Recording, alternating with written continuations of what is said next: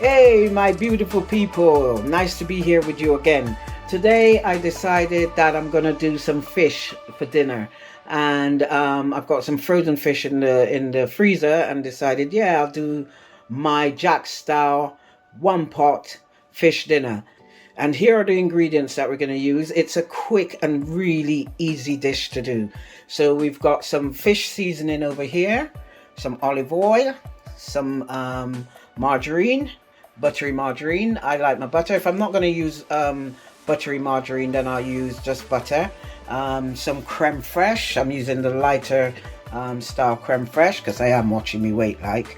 And then we're using some skimmed milk. I do like this particular brand, the Arla best of both, because it's skimmed milk, but it tastes like semi-skimmed. That's what it says on the tin, and it really does, as far as I'm concerned. Anyway, we've got some cayenne pepper, white pepper. Prefer to use white pepper when I'm making a sauce type thing.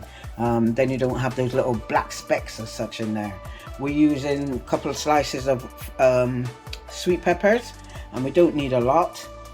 Some lemon to get rid of that fishy smell or taste that some people don't like. We've got parsley, coriander, always have to have a bit of pimento. Got a very small piece of garlic there.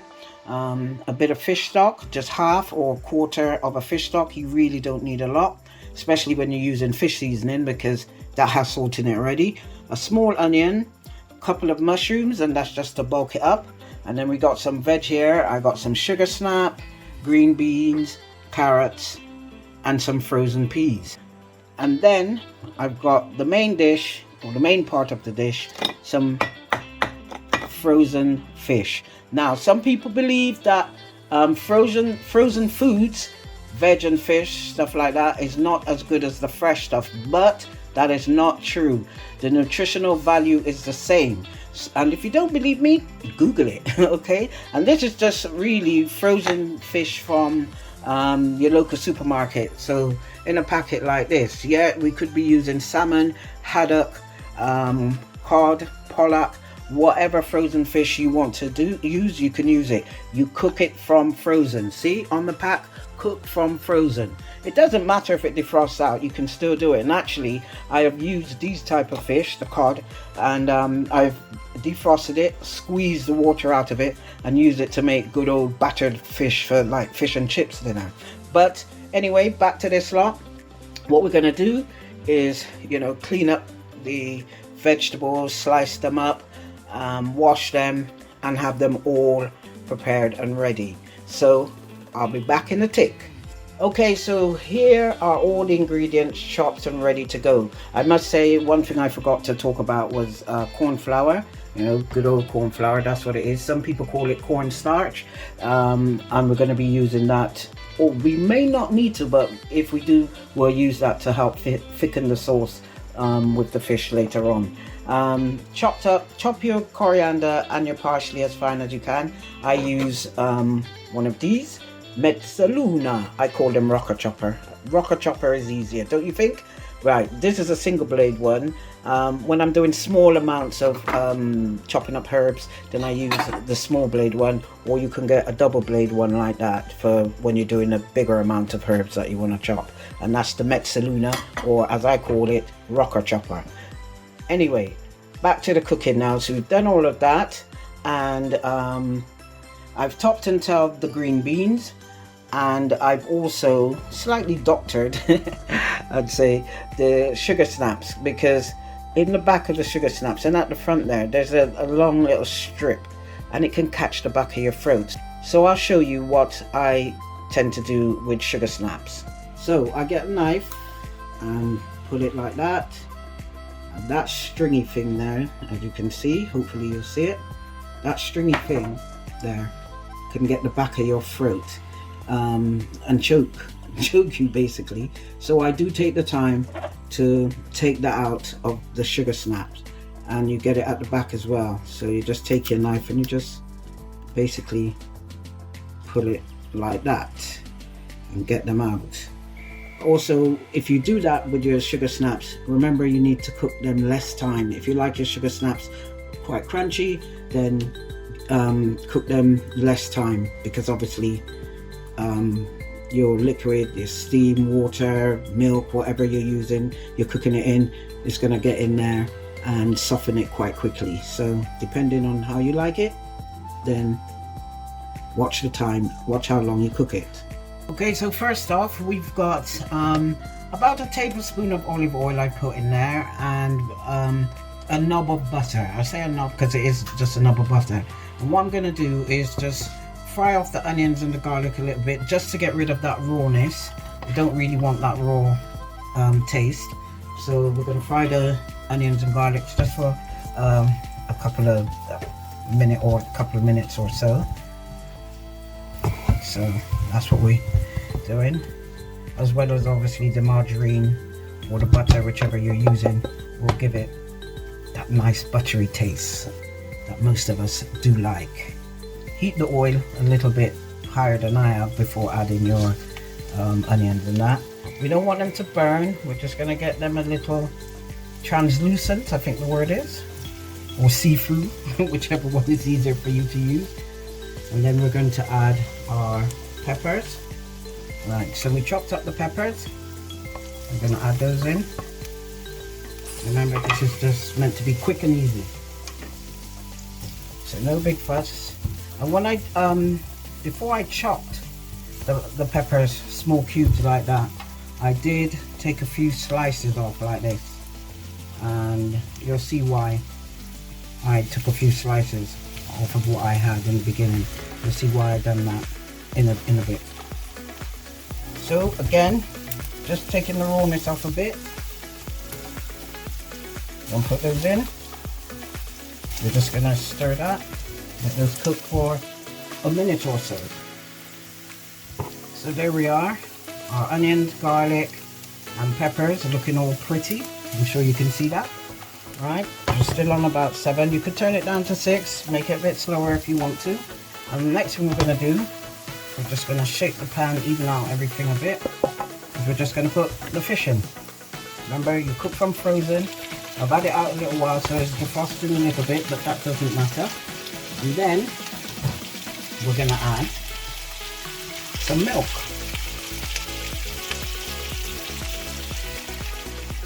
I would imagine that's about 150 to 200 milliliters of milk there. And remember, I don't measure stuff, I just guesswork. So we're gonna add that milk in like that, and then we're going to add a little of our cayenne pepper. So we're gonna basically just lightly season the fish in the pan. Excuse me. A little bit of white pepper.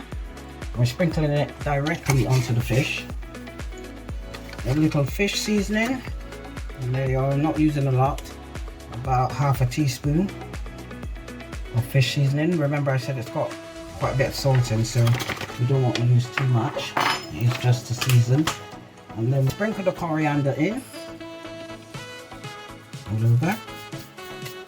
And then remember, I said about the sliced peppers that I had. I want those to just basically add on the top of the fish. There we are. Red, green and gold in my garden. And we add in the pimento beads or seeds. Or some beads, some people call them beads, some people call them seeds. The seeds, what else? The seeds. As it's boiling like that, we'll turn the fire right down because we don't need it to boil so ferociously. I'm going to turn it down to about 4. I'm going to add a teaspoon of creme fraiche, a heaped teaspoon of creme fraiche. That just gives it that nice creamy taste. We've got everything in there like that, and then we add our little fish stock. I like to just slice my fish stock and put it, well, in any foods that I'm making, I prefer to break up the stock and put it in around whatever I'm cooking, so it doesn't stick to the fish or something like, or the meat if you're cooking meat, and when you bite into it you get this saltiness in one place. So yeah, I should give it all a shake like that. Looking at that, I think I'll add a little bit more milk. Remember, it's all guesswork with Jaxz down. Alright, just add a little bit more milk, so maybe looking at about 250 mils of milk for those 2 pieces of fish. I'm gonna cover that and leave it to mildly simmer for about 5 minutes before we add in the rest of our ingredients. There we are, we're cooking nicely there. It's only been about 2 minutes, but every now and then as we go along, we want to just get some of that sauce that we got going on there and just pour it, scoop it over our fish, give it a little shake, put the cover back on, give it a couple more minutes. And what I want to do now is add the vegetables, because this fish cooks really fast. So we're going to add in our carrots and the green beans first, not the sugar snaps. Do not add those in yet. And even your peas, I would not add those in yet, because I don't want them to cook out too much. So we're going to add all this little lot in. Where's my... And then we're going to just spread it out like that. Spread them out like that. See, you can see the fish is starting to break away. Actually, we're going to add a bit more milk, because I'm thinking that's not going to be enough sauce.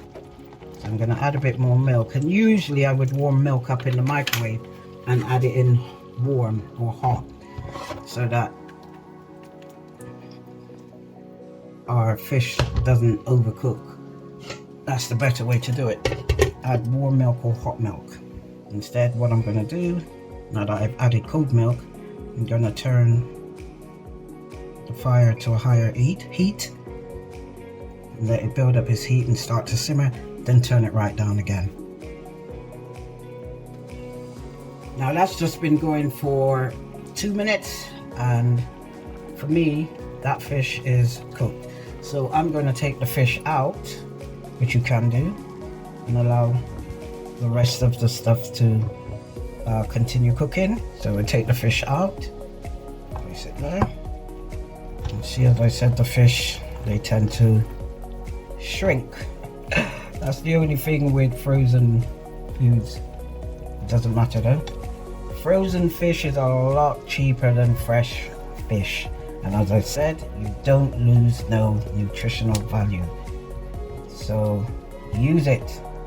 We've got our vegetables still cooking here, so yeah, I'd give that another minute before I add in the peas and the sugar snap. So that's been going about another minute. So now we're going to add our handful of peas. They were frozen peas. If you're going to use tin peas, then put them in right at the very end. Okay, and then we're going to add our sugar snaps. Give that a little swirl there. If you need more sauce, if you think you're going to need more sauce, then by all means warm up some milk in the microwave and add it to it. And make sure you do a little taste test, making sure it has enough salt or not too much salt. If it has too much salt, then you will need to add a bit more milk or water. That's excellent, just fine, got just the right kick. And then we're going to add just a squeeze of lemon. I reckon that's about half a tablespoon of lemon juice, fresh lemon juice in there. Again, we're going to cover it and leave that to cook for a couple more minutes. We're just cooking down the vegetables. We don't want them too crunchy, and we don't want them too soft. Get it to the texture that you like. That's the best thing to say. Get it to the texture that you like your vegetables at. Right, so that's been cooking for about 2 minutes. The veg are at the texture that I like at this point. We're gonna, as you can see, the sauce is a bit runny. So we're going to use our corn flour. That's about a tablespoon in there. And what you do, you just mix it with some cold water. Simple, cold water, not hot water. Okay, just pour a little cold water on it, mix it out like that. Almost a paste. Doesn't have to be a paste. You're just mixing it out like that. There you are. make sure you mix out all of the corn flour, and don't pour it all in at once. And also make sure whatever you're pouring your corn flour into is boiling or bubbling, simmering like that. And then just pour it in, pour in a little bit, make it come back to the boil. You see, instantly it's thickened. So I don't need to use the rest of that. That's fine, that's thickened. That's exactly how I want it. And all we do now is let that cook for about 1 minute, just to cook out the corn flour. Just 1 minute, cook out the corn flour. And then all we're gonna do, switch the fire off, put the fish back in, sprinkle some parsley on top, job done. So I let it cook, the sauce cook for about 1 minute, and I've switched the fire off. So obviously, because it's electric, there's still heat. But what we're gonna do now is just add our parsley. If you like parsley sauce, then add a bit more parsley than what I'm putting in there. I'm going to just get what I can of the sauce, pour it over the fish. The fish is back in there, obviously, you should say. I'll put the fish back in. I'm gonna just spread some of that sauce over the fish, like that. If you've got time, you know, it's great to cook this and leave it for like, you know, an hour, half an hour to an hour to sit, because foods always taste better when they sit around for a bit. So I'm just gonna leave that like that. I'm just gonna cover it. So if that fish wasn't cooked, which I know it is, but there you are, I'll show you. Fish is cooked. Can you see that? Fish is cooked. There you are. If you want it cooked more than that, you can just leave it on the hot or hob.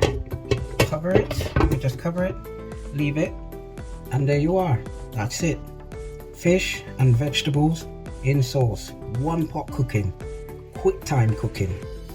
There we are. It's all done. Fish and vegetables in sauce. It's a one pot cook, and it's frozen fish that we've used as well. And in this case we use cod, but you can use haddock, salmon, whichever fish you prefer. You can eat it just as it is, or you can eat it with rice, potatoes, bread, noodles. You eat it with whatever you like. Fish and veg in sauce, Jaxz style. Let me know how you get on if you make this dish.